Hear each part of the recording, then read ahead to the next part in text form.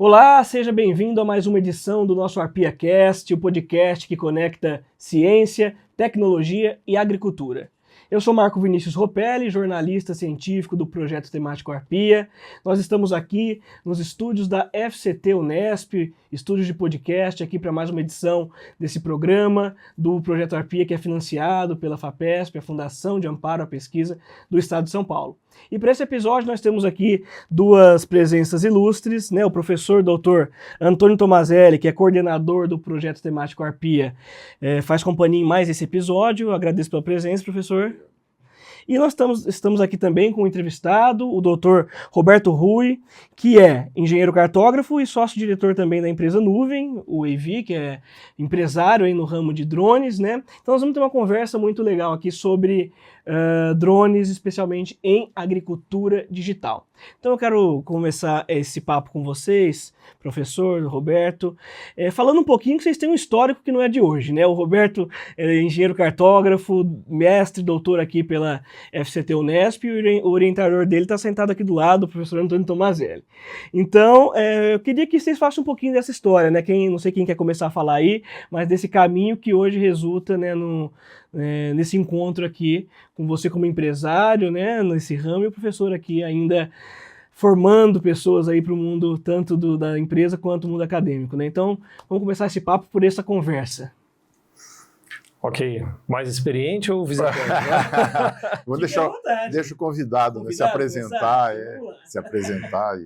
Obrigado, Marco, professor, pelo convite. É sempre um prazer aí colaborar com a casa, né, com a Unesp, onde eu me criei, né, e fui formado. Então é sempre um prazer aí poder. Eu avisei o Marco no âmbito do convite, falei, para mim o convite é sempre uma convocação, né, não é um convite.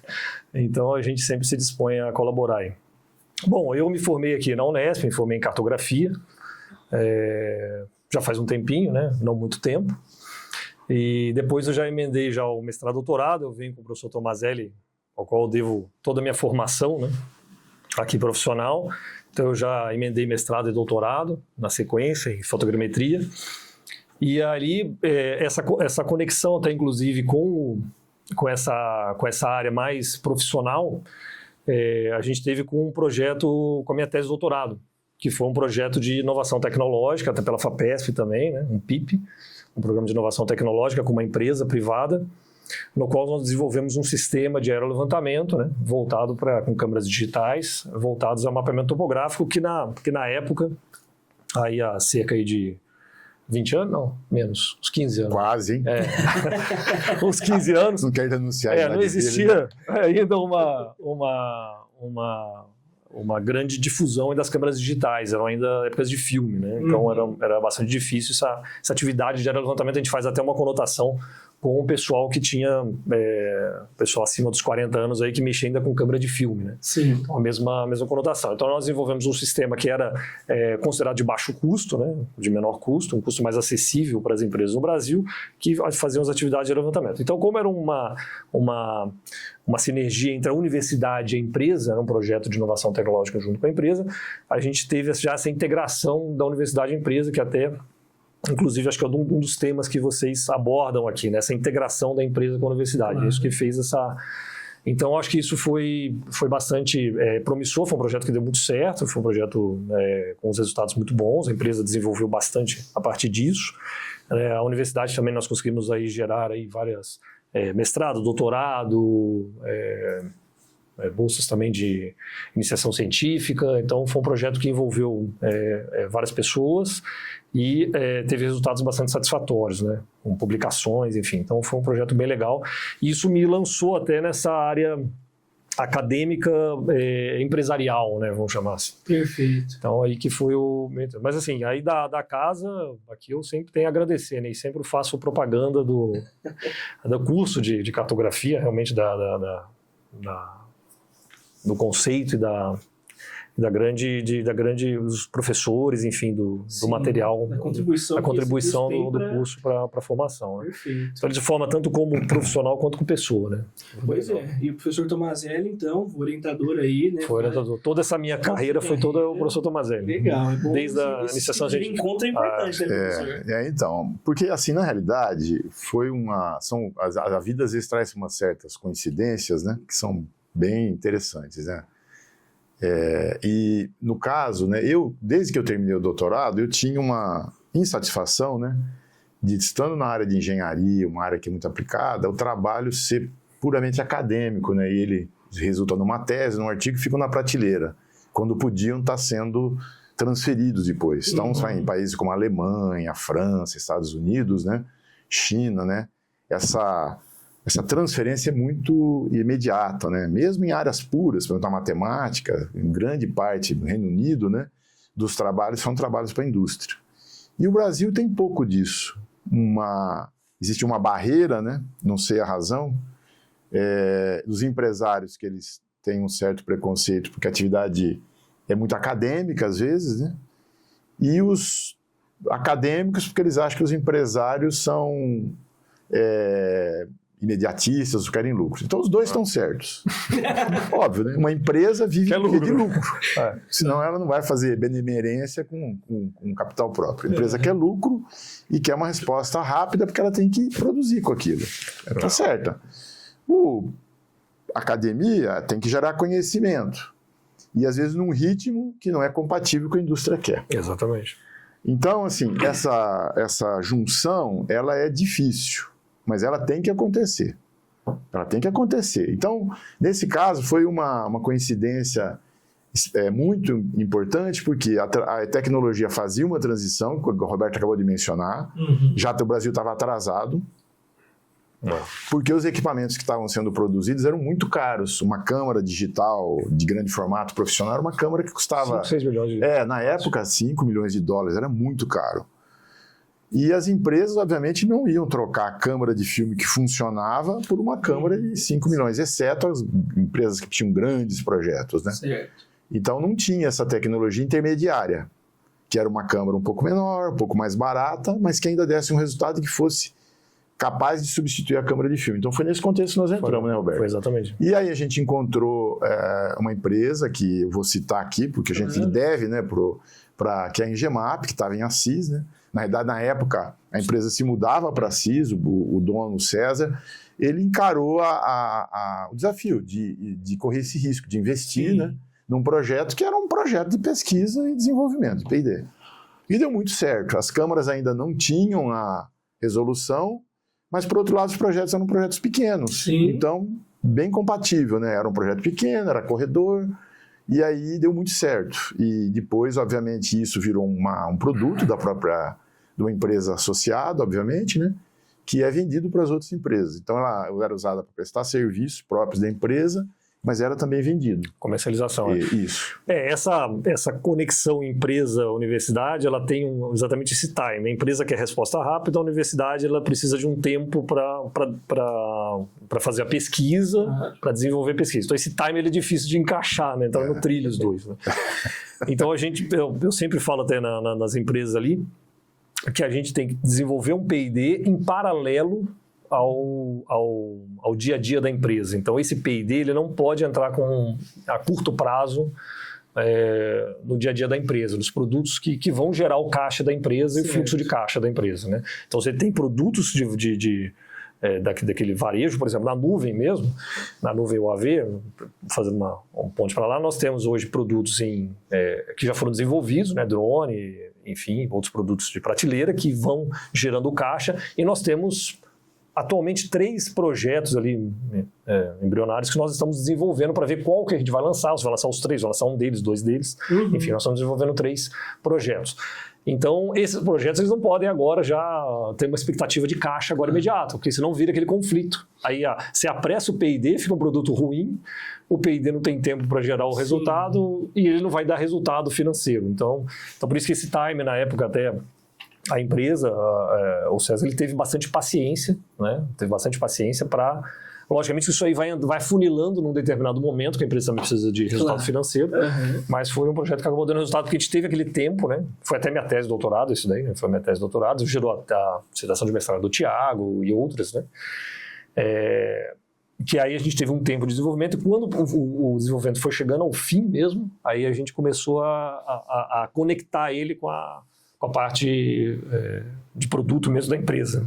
E é muito legal, né, Roberto? Eu acho que a sua formação e de outros aí que a gente pode eventualmente citar, mas a sua formação dentro do ambiente acadêmico, né, até o doutorado, quer dizer, uma formação bastante completa nesse sentido, te permite ter essa visão como empresário, né? Eu acho que o empresário que tem essa vivência que você tem, ele tem um diferencial que é essa paciência de entender como que funciona, e com essa paciência ele tem resultado também, né? Uma coisa vai levar a outra um momento ou outro também, né? A gente pode pensar nesse sentido, né? Pode, assim, é uma série de fatores, a gente pode até falar isso, né? Obviamente que a formação, né? E ali o professor Tomazelli também, ele não veio de uma já vem de uma formação de engenharia e já com um olhar de resultado, né? Que é importante isso. Então você pega, nada contra ou a favor, mas cada um tem um tipo de característica, né? Então você tem docentes mais ligados à área de pesquisa, mais raiz, vamos chamar assim mesmo, e tem pessoas mais focadas nos resultados mais práticos, né? Então esse fator já do professor Tomazelli, já ter esse olhar mesmo do resultado, do benefício daquela tecnologia, daquela pesquisa já aplicada a um benefício para a sociedade. Então esse olhar a gente já vem de uma formação dessa. Nós engenheiros já temos também um olhar mais prático para a coisa. Então eu também sempre gostei disso daí, né? Então eu sempre me envolvi desde a formação já em comissão de turma, de formatura, já me envolvia sempre nessas questões. E também no meu doutorado, aí a gente acabou, até foi uma motivação nesse tipo de projeto para fazer um doutorado. Você falou, você vai ter um doutorado com um resultado realmente prático, né? Vamos chamar assim, prático para a sociedade, né? Perfeito. Então isso fomentou. Depois do doutorado até, eu me integrei à empresa, né? Então a gente desenvolveu um departamento todo de aerolevantamento, de cartografia na empresa. Então trabalhei muitos anos na empresa, ligado a isso. E também, nesse período, também eu fiz até um curso que eu queria fazer, que era de gestão empresarial. Eu fiz na FGV um curso de gestão empresarial. Então eu já gostava um pouco somado de todos esses fatores, eu já gostava dessa área empresarial mesmo, de gestão e empreendedorismo, né? Muito legal. Então, a gente, olhando os países mais desenvolvidos, né? Quer dizer, hoje em dia, o conteúdo das empresas que são mais lucrativas são conteúdos basicamente vinculados à ciência. Você já percebeu isso? Pois Google. Os grandes players hoje são empresas com grande conteúdo científico. Apple, né? Quantas patentes tem no Apple? É verdade. Aí a gente se pergunta por que no Brasil a gente não consegue isso. A gente está, ao contrário, desindustrializando. Com conteúdo de engenharia, né? Está diminuindo. Mas você pegar um parênteses disso daí, tempo atrás, você pegar as 10 maiores empresas do mundo, basicamente americanas, né? Google, Apple, Amazon, todas de tecnologia. Exatamente. Sim. Todas as empresas de tecnologia, basicamente todas de tecnologia, né? Tirando ali talvez a Louis Vuitton, né? Mas todas são empresas de tecnologia. Aí você pega as maiores do Brasil, geralmente são bancos. Bancos, Então, aí assim, por que a gente tomou esse rumo? Né? Que é uma pergunta, uma dúvida que a gente sempre coloca. Perfeito. Por que tem esse gap entre pesquisar e o Brasil é um produtor de ciência grande, se você for pensar. Tem 12º no mundo, é a 8ª economia, 12º. Ou seja, nós sabemos fazer muito artigo científico, até com um impacto pequeno, e nós não sabemos levar isso para virar um produto e virar, enfim. Então a questão, qual a razão? Então tem primeiro a questão eu sou um pouco crítico da forma como a gente avalia, né? O pesquisador, sou um pouco crítico, acho que a gente valoriza muito artigo, né? A gente não cobra, né? O empregador, que é o Estado, cobra pouco, né? do docente. E a empresa, obviamente, ela corre um risco muito grande se ela investir sozinha nisso. Então, nesse caso, né? indo totalmente contra os liberais aí de plantão, né? O Estado tem um papel fundamental para fazer isso acontecer. Primeiro, com o financiamento da pesquisa na empresa, que é o que aconteceu com o PIP. O PIP é um exemplo, o PIT da FAPESP é um exemplo maravilhoso. Assim. O retorno que a sociedade recebe do dinheiro que ela investiu com o PIP é enorme, né? O caso desse projeto aí é um exemplo, assim, né? O primeiro grande projeto que eles pegaram, se você calcular o ICMS que o Estado de São Paulo recebeu, acho que deu 3 vezes o que recebeu no PIP. Ou seja, a inversão é muito grande nos projetos que dão certo. Então, o Estado tem um papel fundamental, no meu ponto de vista, financiando o lado empresarial. E aí, bom, obviamente que as agências federais têm FINEP e tal, mas numa quantidade que não é suficiente. E outra parte que é mais difícil, que é convencer, através de mecanismos de avaliação, as universidades, os centros de pesquisas, de fazerem essa aproximação. A gente tem um exemplo no Brasil que é espetacular, que é Embrapa. Um exemplo de um grande centro de pesquisa, de uma grande rede, que é, obviamente, vocacionada para isso, para pesquisar e fazer o produtor produzir. Então, a agricultura do Brasil tem esse tamanho hoje. Se você for na raiz, é IAC de Campinas, né, lá para trás, depois ele foi meio abandonado, né, e a Embrapa. Sem esse grande player aí, né, não teríamos a agricultura que a gente tem.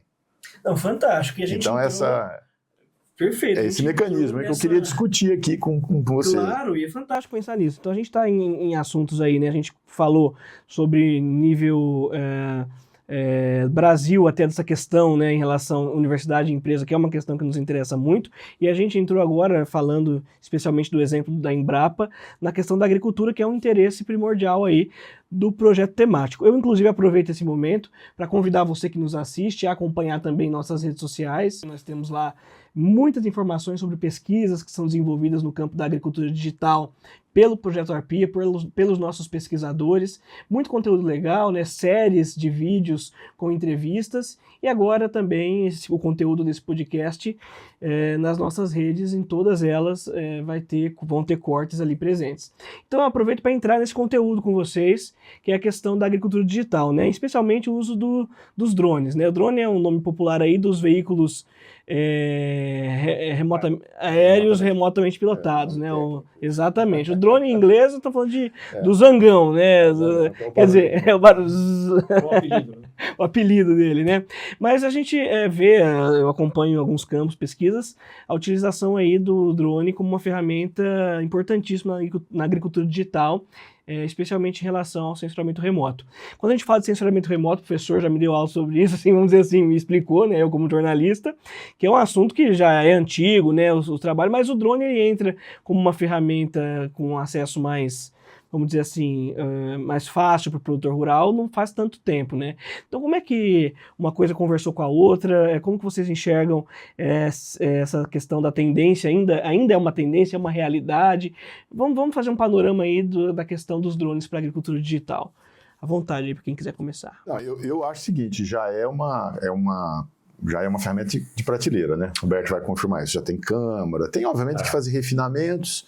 Tem alguns problemas que são mais difíceis de resolver, que ainda demanda mais pesquisa científica, sensores melhores. Mas aí, com relação ao uso, né, acho que o Roberto, que tem uma rede de clientes bem grande, né, podia falar um pouquinho, né, do número de clientes. Primeiro, eu acho assim, até o enquadramento, né, que você fala do drone. Por que o drone virou uma ferramenta muito largamente utilizada na agricultura, né? Se você pegar antigamente, ou seja, décadas de 80, 90, primeiro que os drones foram inventados antes disso, né? Os militares e há registros até, inclusive, de outros usos de equipamentos remotamente pilotados antes disso. Mas vamos falar ali da popularização, mais assim, né? Então, década de 80, 90, a parte de agricultura você fazia basicamente a partir de imagens de satélite. Análises agrícolas, ou seja de análise de áreas de plantio, de tipos de pragas e algum tipo de análise que você fizesse sobre as áreas agrícolas. Basicamente sobre imagens satélite. Por quê? Porque o aerolevantamento tripulado, com aeronaves tripuladas, é muito caro. E não adianta nada você fazer um levantamento numa área de cultivo uma vez só. Na agricultura você necessita de uma periodicidade, né? Tá certo, né? Periodicidade de coleta. Você precisa fazer uma coleta, seja mensal, quinzenal, bimestral, você precisa fazer uma coleta frequente para você poder fazer uma análise daquela área. Não adianta fazer uma área de levantamento, bom, ok, então preciso lá, detectou uma doença, depois eu faço um tipo de tratamento, eu faço uma nova coleta, analiso de novo e por aí vai. Você vai fazer um acompanhamento daquela área. Tá? Então, a imagem satélite possibilitava isso.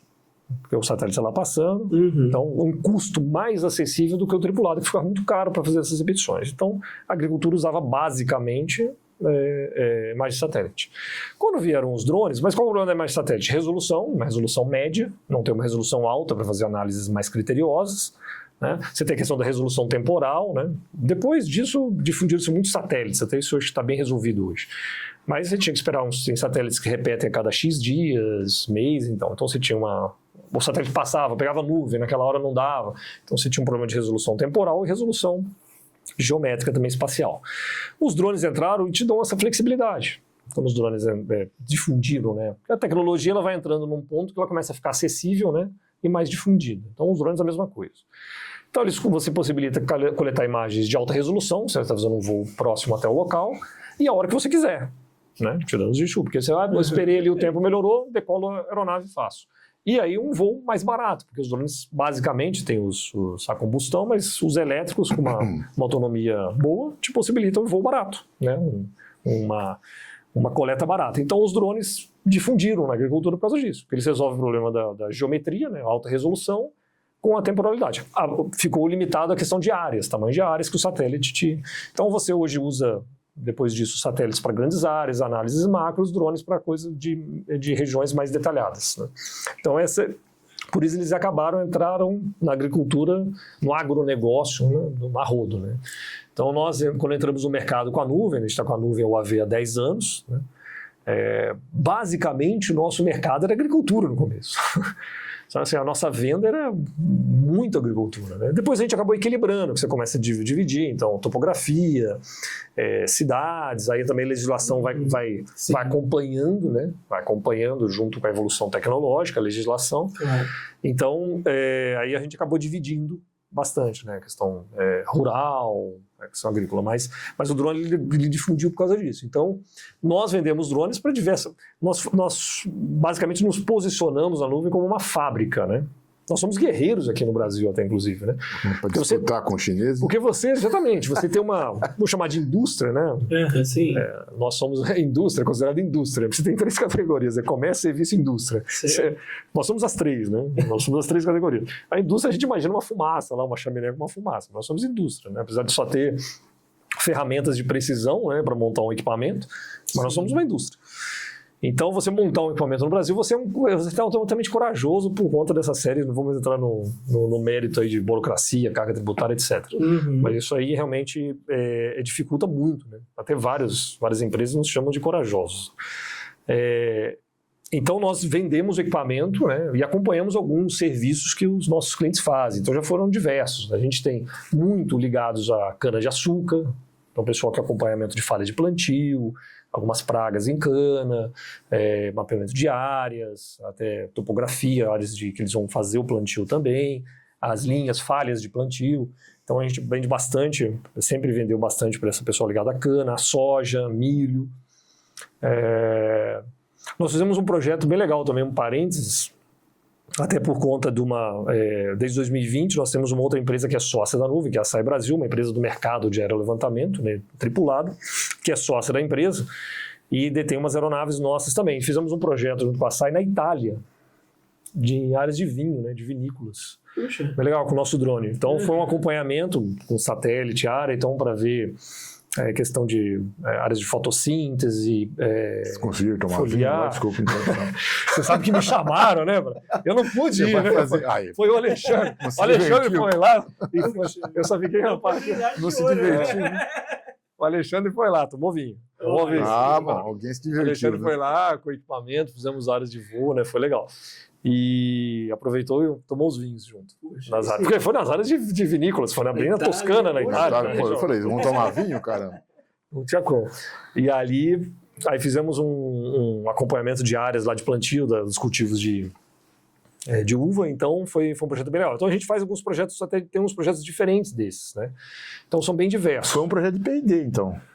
Foi um projeto de P&D, foi um financiamento, inclusive, foi uma pesquisa própria da SAI, né? Porque eles têm outros negócios na Itália, né? Com grandes produtores de vinho, né? Então foi um projeto, realmente um projeto de pesquisa, né? Surgiu ali umas análises. Deixa eu usar minha função de perguntador aqui. Vai. Vocês, a empresa atualmente, ela tem escritórios fora do Brasil, né? A SAI tem escritório fora do Brasil. A Nuvem, né? A Nuvem se posiciona com parceiros externos. Vocês vendem também na América Latina? Vendemos também. Então a gente tem tanto exportado aqui do Brasil, que é o caso, né? Então a gente tem um drone que é o Spectral, que é um multirotor, com uma boa autonomia. Justamente o pessoal de agricultura acabou adotando muito ele por ser um multirotor com autonomia de 1 hora, né?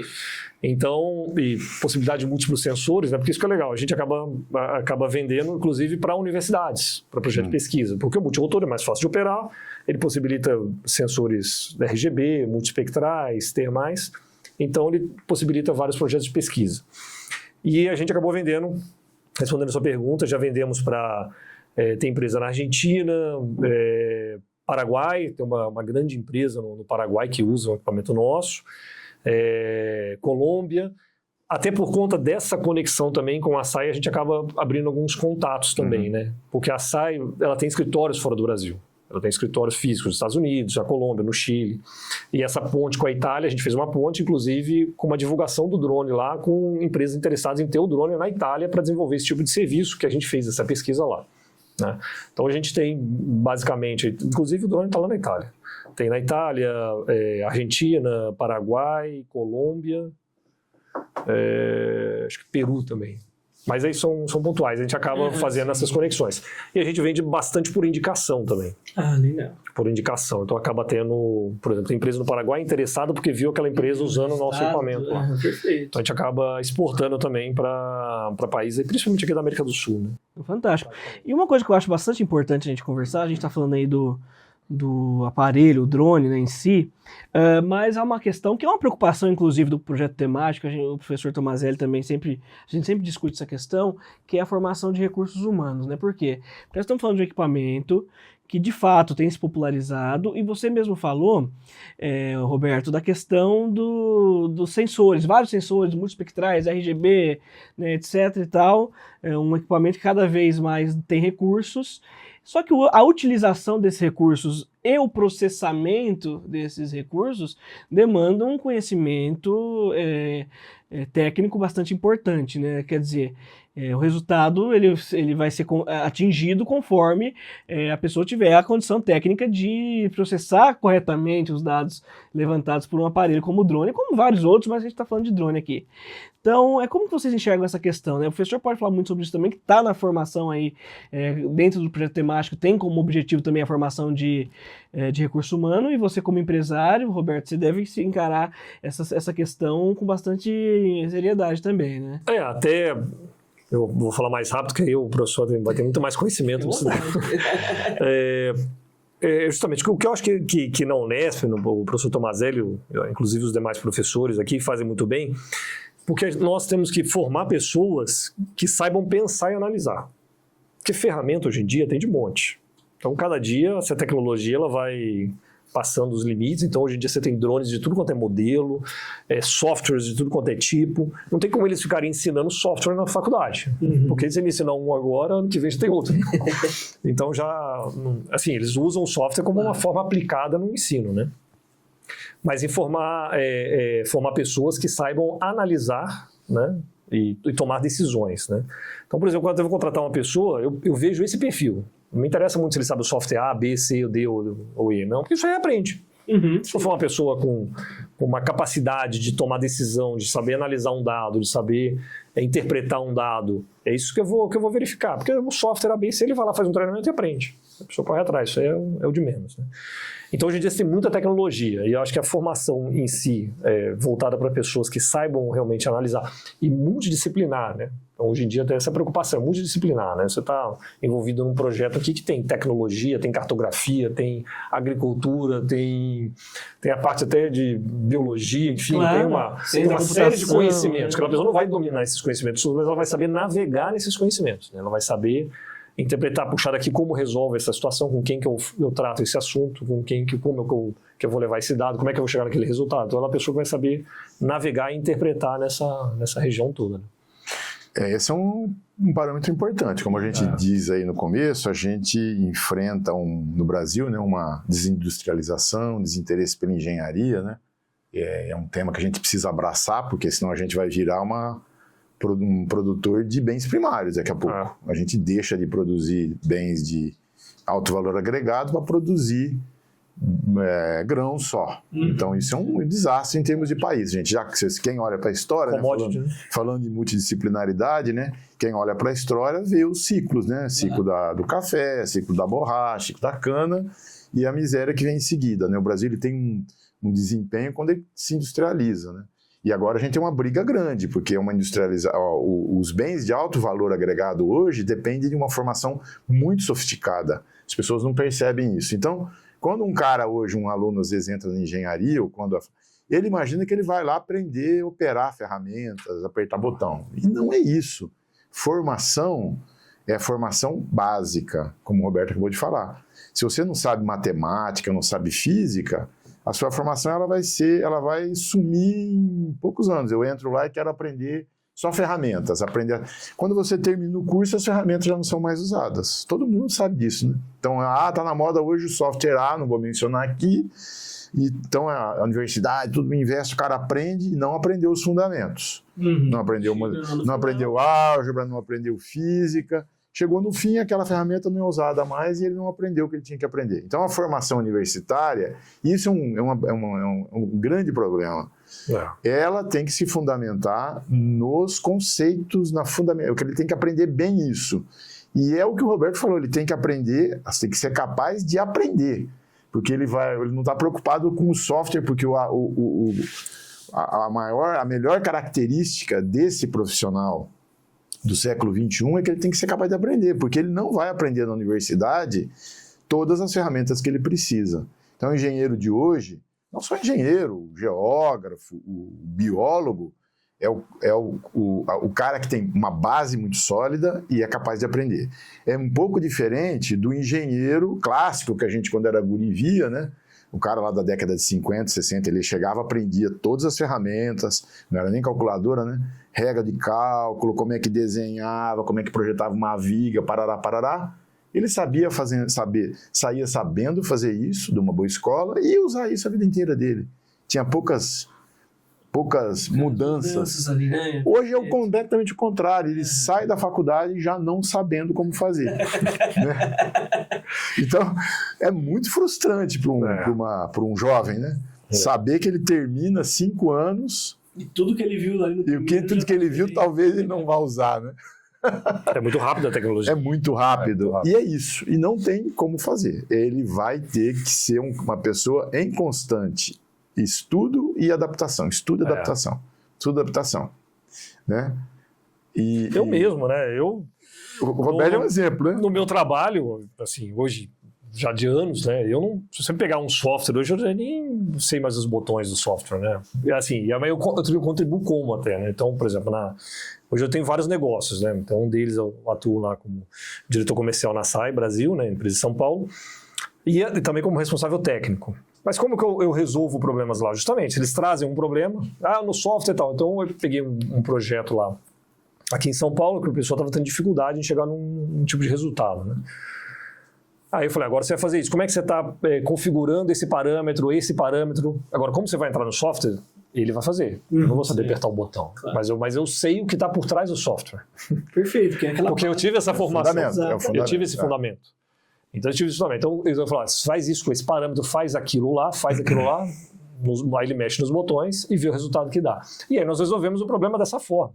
Eu entrei com a base e ele entrou com o operador lá, entrou com a forma de processar. Eu não sei mexer no software mais, eu não mexo mais em processamento diretamente há anos, né? Então, essa base que é importante, porque o software vai mudando. Esse software é hoje, outro software é amanhã. Se eu souber só aquele software, pode amanhã não sei resolver esse problema. Certo. E outra coisa interessante, que vem dessa descontato com o problema prático, quando você faz a universidade com a empresa, né? O Roberto, não sei se lembra, né?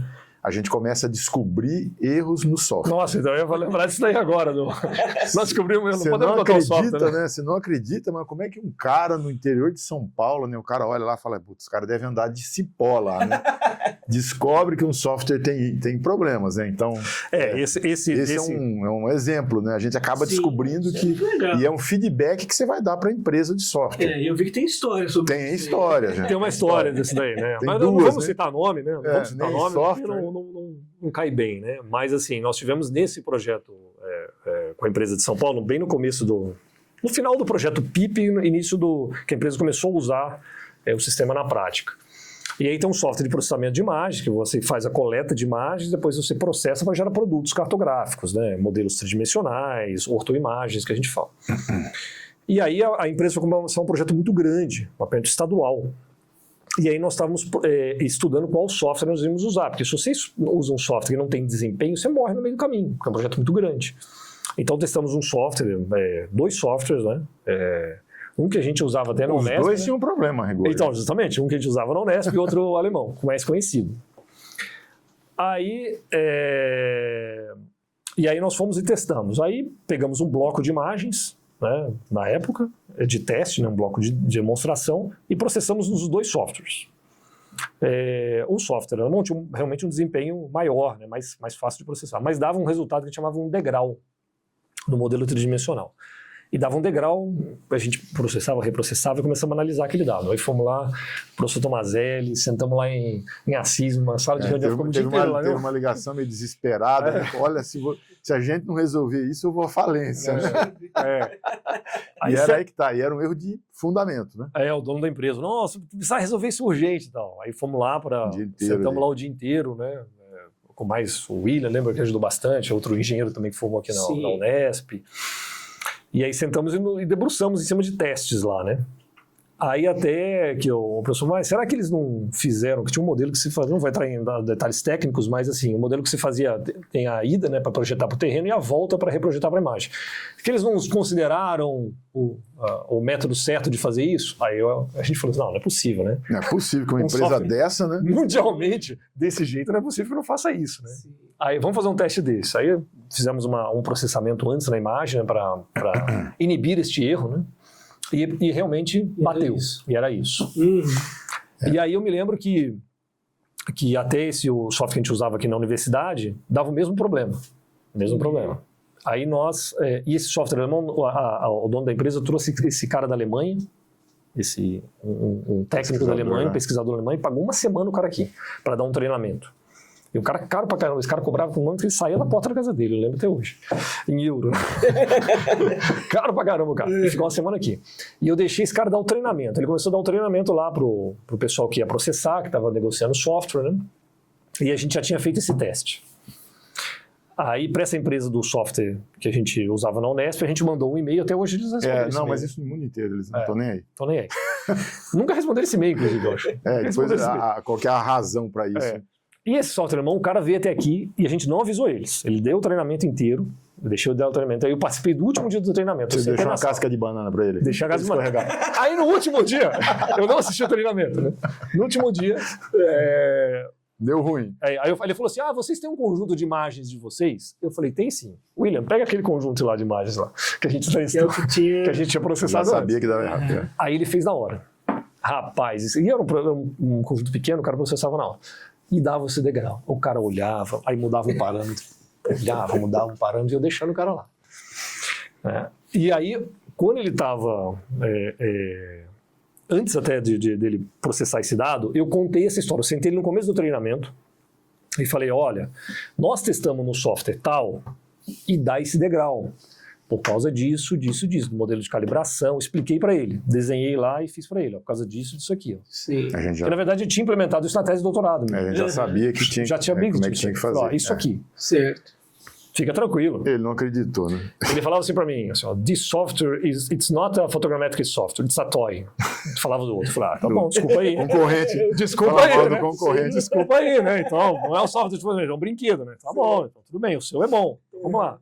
Aí ele processou. E ele começava a coçar a cabeça no último dia. Aí eu peguei e virei pra ele. Você não lembra aquilo que a gente conversou 2 dias atrás? Você não acha que pode ser isso?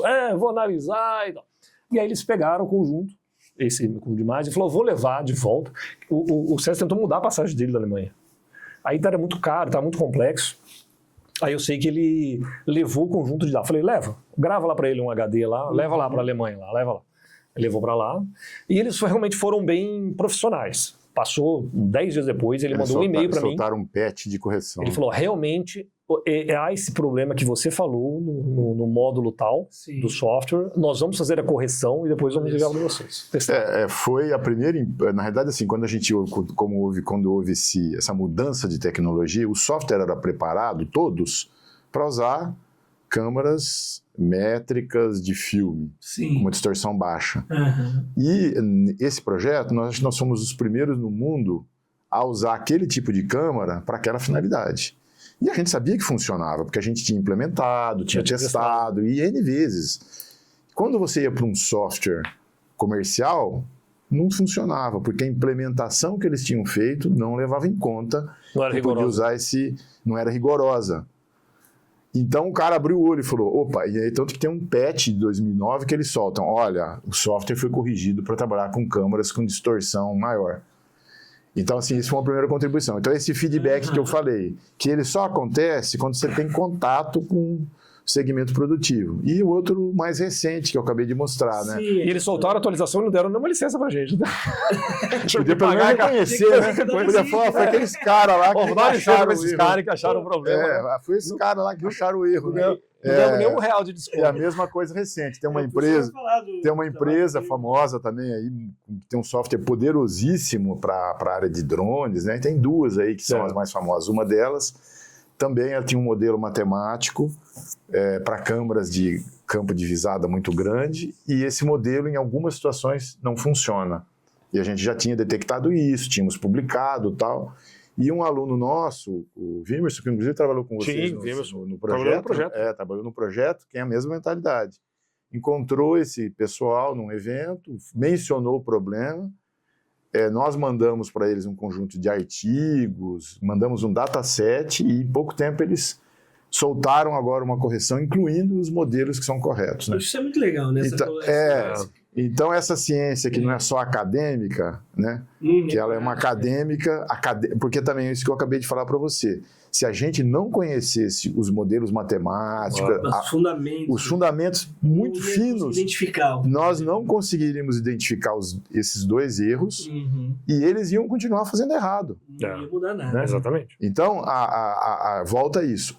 A engenharia, que o pessoal imagina que é uma coisa muito prática, sem fundamento, ela é destinada ao fracasso futuro. Claro. Você tem que ter bons fundamentos, senão você não faz boa engenharia. Engenharia e tal. Então, ela depende da matemática. Né? Bom, esses são exemplos, a gente infelizmente não pode citar os nomes, né? Mas eles são exemplos reais de como pesquisadores, trabalhando com empresa aqui no fim do mundo, né? Conseguem dar contribuições de impacto global. Impacto global. Quer dizer, a gente acha um problema porque a gente estuda em detalhes, né? Fantástico. E aí também é uma área relativamente pequena, né? Não é uma área tão grande. Tem tantos pesquisadores. É um nicho de mercado, né, o nosso. Nós vamos continuar a conversa aqui. O professor Tomazelli quer tratar de um assunto bem importante, né, professor? A gente está aqui falando de drones, satélite, mas muitos problemas, inclusive na agricultura, eu não consigo ver o fenômeno olhando só de cima, tanto por conta da limitação de resolução, como por conta de estar realmente escondido, né? Por exemplo, às vezes a folha doente, o galho doente, com uma doença, por exemplo, o green da laranja, que é um problema seríssimo, ela não é visível de cima, ela está escondida. A folhagem. Às vezes a resolução, como por exemplo, nesse problema aí que é o greening, que é um problema seríssimo, né? o interesse do produtor é descobrir quando a folhinha está brotando, porque aí ele pode fazer uma aplicação para controlar o vetor que é o psilídeo. E esse brotinho, no instante que ele é muito pequeno, tem 1, 2 milímetros. Então, em alguns problemas da agricultura, mas não só da agricultura, o Roberto depois pode elaborar, de outras áreas, eu quero ver, não de cima, mas eu quero ver, ter uma visão terrestre. E isso agrega um monte de problemas, né? Se eu estou andando numa rua, eu tenho bloqueio do GNSS, existe uma série de problemas na área de fotogrametria, como eu disse, aquele probleminha pequenininho que às vezes o engenheiro ou o produtor da câmara não está ciente, mas nós como pesquisadores estamos, né? E aí isso tem teses em andamento. Então, eu queria colocar essa questão aí pro Roberto, que tem lá uma empresa, ele também é sócio de uma empresa de mapeamento terrestre, né, Roberto? Isso que eu queria que você comentasse aí. Como eu falei, tem vários... área, né? vai pingando em vários negócios, né? Então, uma das empresas também que eu sou sócio, a gente tem a RX, chama RX. É uma empresa que a gente desenvolve e integra sensores voltados a mapeamento móvel terrestre, né, 360. Inicialmente, o nosso foco, né, inclusive o dia a dia da empresa, ele é voltado a esses sistemas que a gente desenvolve. Inclusive, acho que eu, pelo menos, desconheço alguma empresa com a característica da RX aqui no Brasil, né? De ser um integrador, um desenvolvedor e um integrador, né, voltado para mapeamento móvel terrestre. E aí, nosso foco inicial era realmente o mapeamento de cidades, rodovias, ferrovias. Mas a gente já vem discutindo também essa questão do uso no agronegócio dos sensores terrestres, né? Então, porque como o professor falou, em diversas áreas nós estamos falando sempre do aéreo aqui, né? Da vista de cima. Mas a vista de cima não resolve tudo. Então, vamos pegar um caso de mapeamento urbano. Você tem o aéreo para fazer cadastro urbano. O aéreo vai verificar ali a dimensão do imóvel, do lote. E o terrestre, ele vai pegar uma vista frontal, né, do imóvel para saber ali o tipo de imóvel, a tipologia do imóvel, o padrão construtivo, informações ali da fachada do imóvel, de acessibilidade, entre outros fatores que você vai pegar pelo terrestre e não pelo aéreo. Então, um complementa o outro. E a mesma coisa vale para a agricultura. Então, nós já discutimos esse caso da laranja, eu me lembro que até eu já vi uns cafés sobre isso que a gente já fez, né? Sobre esse caso aí da laranja, que você, com uma vista terrestre, hoje te possibilita até nós falamos muito de drones, de equipamentos aéreos não tripulados, mas existem os equipamentos terrestres não tripulados também, que podem ser introduzidos, e já vêm sendo introduzidos, né? Isso não é uma novidade, né? Isso já existe, com veículos que vão transportar os mesmos tipos ou complementares de sensores, mas num veículo terrestre que anda pelo chão, né? Pela terra e pelo asfalto. Então, eles vão dar essa visão que complementa a visão superior, né? Então, aí, nós estamos aí introduzindo, inclusive nós temos até objeto de pesquisa nosso na nuvem, um rover, né, um veículo terrestre que vai contemplar esses sensores, né? Então, a gente tem essa empresa RX que voltada para esse sensor terrestre. Além dos sensores terrestres também, como a gente falou, existem os aquáticos também, não tripulados, só para a gente complementar aqui o raciocínio. Então, os aquáticos têm a mesma coisa. Então, os barcos e lanchas que usam sensores, existem os sonares ali para medir a topografia, né, para fazer uma topografia dos fundos de reservatórios, de rios, etc., né? De água, além como sensores também laser que vão pegar na encosta de rios e reservatórios, aos veículos aquáticos não tripulados também, que fazem a mesma coisa sem necessidade de uma pessoa e uma embarcação maior tripulada. Então, isso que é legal, a tecnologia ela vai tomando conta ali desse avanço tecnológico e simplificando a vida de quem opera, né? E a pesquisa abraça tudo isso para avançar, né, nesse sentido, né? O nosso foco, né, tem uma parte grande dessa tecnologia que está no campo da robótica, né? Então, desenvolver o veículo, sistemas de controle, navegação. A gente também dá um pitaco na navegação, porque a gente entende bastante de GPS, de LiDAR e tal, né? De posicionamento visual. e tem depois, assim, como que eu vou extrair os dados desse sensor. E estando muito perto, tem uma complexidade muito grande, muito maior, porque muda muito a perspectiva. A resolução é maior. A resolução é muito grande, então, como a resolução é muito grande, a qualidade da geometria ali tem que ser muito maior. Então, você resolve, na pesquisa, você resolve um problema e arranja 2. Você resolve um, arruma 2 para resolver, e é assim que a gente vai, senão todo mundo estava desempregado. E a gente tá falando daquela equipe Não, a gente tá falando daquela equipe que bom que tem problema, aquela né? equipe multidisciplinar que a gente tá falando. Então, ali você tá falando de robótica, de cartografia, de eletrônica, de posicionamento, de navegação, de agricultura. E assim, fazendo um gap aí, né, importante com a agricultura, né, quando a gente às vezes resolve um problema, a gente arruma 1 ou 2 ou 10. Eu vou dar um exemplo. O fim, né, no Brasil da queima da cana, todo mundo, opa, que legal, né, porque a gente jogava toneladas de carbono, todo mundo reclamava, né. Só que o fim da queima, a queima, ela tinha uma função de esterilizar, de melhorar a qualidade, inclusive, da cana que ia ser moída. Quando você tira a queima, você resolve um problema e se arruma vários. Porque uma série de pragas, insetos que eles eram eliminados na queima, hoje eles estão lá, firme e forte. Tem a questão dos bichos peçonhentos. Isso, animais. Então, a quantidade de acidentes com cobra, aranha, né? Então, uma série... E a mecanização também, ela resolveu um problema grave, que era o problema dos trabalhadores lá, que tinham uma atividade exaustiva, a pessoa estava inválida com 40 anos, né? Então, você resolve um que tinha que ser resolvido, você encontra outros que ninguém nunca tinha pensado.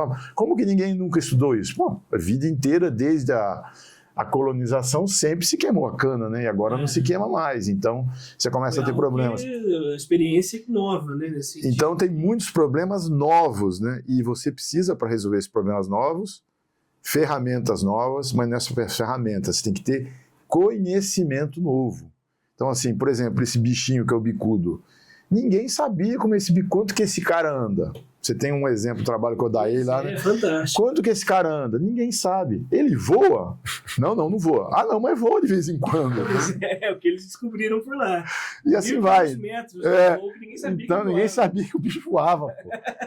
Então, a pesquisa, é isso que eu queria dizer, né? A pesquisa, ela tem um lance da diversão, né? E por isso que no último capítulo lá dos trabalhos, existem sugestões para trabalhos futuros, que ninguém dá muito valor nisso. Mas é fundamental. Porque você resolve uma ali já... E ninguém fala da diversão da ciência, viu? Porque você se diverte, né? Pois é, descobre coisas que jamais se imaginava. Você põe lá, pega as pesquisadoras, por exemplo, elas estão lá, né, com os insetos. Eu falei, você colocou nome nos bichos aí, para as meninas? Olha, como assim pôr nome? Não, tem que ter um nome aí, pô, Godofredo. Né? Isso é uma coisa que eu queria falar, que a ciência, ela não pode ser só sisuda, ela tem que ter o lance da... Claro. Não de uma diversão irresponsável. Mas o prazer. Do prazer. Né? Do prazer que você tem que ter retorno. Que é esse prazer quando você resolve um problema. Justamente, a gente fez o PIP lá, o projeto, um trabalho realmente bem grande, né? Porque também tem envolvido empresas que além do resultado teórico ali da pesquisa, né, que tinha no mestrado, você tinha dar um resultado para a empresa tem que ganhar dinheiro com aquilo lá, né? Então não é então você tinha que balancear os dois lados ali. E ali a gente conta até hoje, nós da equipe lá que trabalhamos no projeto lá. A recompensa. Tiago, Marcelo, as inúmeras coisas que nós fizemos e, enfim, e contamos hoje em dia até dando risada, né? O tanto de coisa o que dá certo, o que dá errado, o de imprevisto que você tem que resolver na hora. Então... a recompensa, isso faz parte, inclusive, dessa questão, começando a fechar com você. Claro. Vai bater na gente. A parte da relação da empresa, a empresa ela quer resultado, óbvio, porque ela é feita para isso, feita para dar lucro, para produzir. E a pesquisa, ela vai no que não se conhece. Porque se você conhece, para que eu vou fazer pesquisa? Pois é. Eu vou no desconhecido. Uhum. E o desconhecido, para resolver um problema desconhecido, eu tenho que ter uma hipótese. Eu tenho que pensar numa solução. E, na maior parte das vezes, não funciona. O dá errado também é pesquisa. O que dá errado é pesquisa. O que dá errado, ninguém conta. A pesquisa que não deu certo. Tem lá o Ig Nobel lá, né? E deveria contar, né? Porque ninguém vai repetir aquilo lá. Para não repetir. Exatamente. É um resultado. E aí, do lado de lá da empresa, o cara pode ficar. Porque, assim, como a gente falou, a recompensa é muito legal para o que deu certo. Para as piadas que a gente fez. E tem, então, a recompensa que satisfaz o pesquisador daquilo que funcionou e daquilo que não funcionou. Então, das hipóteses que deram certo, tem muitas que não deram certo. E aí a frustração. Que o pesquisador tem que estar acostumado. Claro, faz parte do... E o empresário também, porque pode ser que não dá certo, que não dê certo. Para ele é um risco, porque ele está colocando dinheiro dele. Se não der certo, ele se arrebenta. É o caso daquele exemplo, né?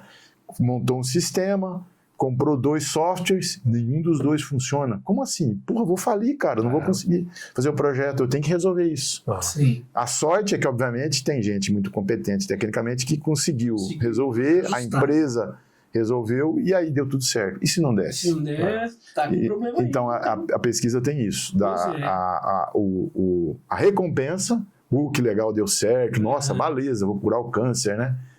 Quantas pessoas já testaram uma hipótese de cura e não deu certo. Pois é. Então, isso que é uma coisa que é uma mensagem também para pesquisadores e para empresários. Pode ser que não dê certo. Professor, fantástico. Mensagem final. Eu acho que a gente vai caminhando então para o final. A gente já nem parece, a gente está praticamente 1 hora de conversa, né? Uma conversa que rola muito... de maneira muito agradável, então a gente não sente passar esse tempo todo, né? Mas eu quero então partir para a finalização, agradecer a você pela companhia até aqui e dar a oportunidade final aí para o nosso convidado e para o professor, né, para o Roberto e para o professor Tomazelli, para uma consideração aí sobre essa conversa, sobre esse papo de drone, talvez uma ideia de futuro aí para essa área que é o monitoramento em agricultura digital, especialmente com drones. Como que você enxerga aí o futuro para isso? Primeiro, agradecer o convite aí de vocês, é sempre legal voltar aqui, eu estou sempre perto aqui, então sempre importante colaborar e está sempre à disposição para colaborar aí nos projetos da Unesp. Bom, a gente enxerga isso, a tecnologia ela vai avançando, né? Então agora essa parte de inteligência artificial junto com a robótica, né? Então a gente vai ter cada vez mais automação, né? Tanto da plataforma, né? Estamos falando de veículo aquático, terrestre, aéreo, seja o que for. Então essa robótica toda, então, cada vez mais presente no dia a dia, né, desses trabalhos, junto com a inteligência artificial que vai possibilitar, inclusive, automações de processos que antes eram mais custosos. Então acho que a gente vai ver um avanço, continuar vendo esse avanço tecnológico aí e participando desse avanço tecnológico, né? Isso que é importante. Fantástico, professor. Eu concordo, né? Assim, a automação aumentando cada vez mais, inclusive com o advento aí a uso prático, né? Inteligência artificial é um tema muito antigo, né? As pessoas, eu já sou mais velho, né? A gente já estudava isso, ela na realidade é a evolução de outras técnicas, árvores de decisão, que já são conhecidas há muito tempo. Só que o hardware hoje em dia possibilita. O que acontece é o hardware. E aí também as pessoas às vezes não sabem, mas tem às vezes uma empresa que, não vou dar o nome, né? Mas é uma empresa cujo dono ele teve a capacidade de ver que ele tinha que reinvestir tudo que ele ganhava. Depois a gente pode até em off comentar, né? Não era uma empresa que lucrava muito, mas reinvestia tudo. E que conseguiu, então, num tempo, desenvolver uma plataforma poderosíssima, né? Porque ele reinvestiu tudo que ele ganhava. E aí conseguiu, então, uma plataforma que hoje é capaz de fazer esses processamentos. Então tem, obviamente... Aí agora, atualmente, essa coisa da inteligência artificial, que o nome tem gente que não gosta e tal, né? Porque não é, na realidade, não é nada artificial. Tem muito humano lá e não tem inteligência, né? Não é inteligência. São processamentos, né? Quem olha isso lá para trás. E isso, de novo, embora seja tem um impacto muito forte na produtividade, né? Porque, obviamente, muitas tarefas que antes os humanos tinham que fazer, hoje vai ser feito pela máquina. Isso é normal, né? Antigamente, a gente tinha que bater, datilografar e tal, e hoje é tudo automático, né? Claro. A gente fazia conta. Eu não peguei essa época, mas os engenheiros faziam conta com régua de calcular, depois começaram a usar calculadora, depois computador e tal. Mas vai continuar o seguinte, aquilo não é uma caixa preta, uma black box, como as pessoas imaginam, que eu enfio aqui uma alimentação e sai um resultado aqui. Tem conhecimento no meio. E se a gente, né, se o Brasil, principalmente, eu sempre falo isso para o Brasil, mas para os alunos, se vocês não tiverem entenderem que isso daí é algoritmo rodando, e algoritmo é ciência codificada, né? a gente vai virar só um consumidor, nós vamos perder a chance de colaborar nisso. A gente vai virar só usuário de uma caixa preta. Então tem que, de novo, né, talvez até mais, né, enfatizar o fundamento. O fundamento daquilo, não é só ir lá e usar uma IA, né? Faça um script, todo mundo faz isso, né? Como é que isso funciona? Qual que é a matemática por trás disso? E como é que eu me insiro nisso para poder contribuir ali? Então a mensagem é essa. Eu acho que então a formação de alto nível ficou mais importante. Porque a informação de baixo nível, quer dizer, ensinar um operador, eu não preciso informar ele, as pessoas aprendem por conta. Então assim, a informação de alto nível, ela é mais importante do que talvez antigamente. Então um engenheiro de 40 anos atrás que fazia numa super faculdade e um que não fazia um curso mais ou menos, no final eles iam fazer quase a mesma coisa. Hoje não. Se o cara é um cara com uma formação muito sólida, básica, de matemática, de física, ele é um cara com chance de contribuir nesse nível. Se não, não. Tá fora. Então é isso. Fantástico. Obrigado, professor. Eu que agradeço a oportunidade aí e o Roberto por ter vindo. Obrigado. Aí, Eu que agradeço o convite. gastar um tempinho do tempo dele de empresário para nos ajudar aqui. Sempre um prazer, sempre um prazer. Prazer é nosso. Bom, está encerrado então mais uma edição do ArpiaCast. Continue nos acompanhando pelas redes sociais, o @arpia-nesp aqui no YouTube. E até a próxima.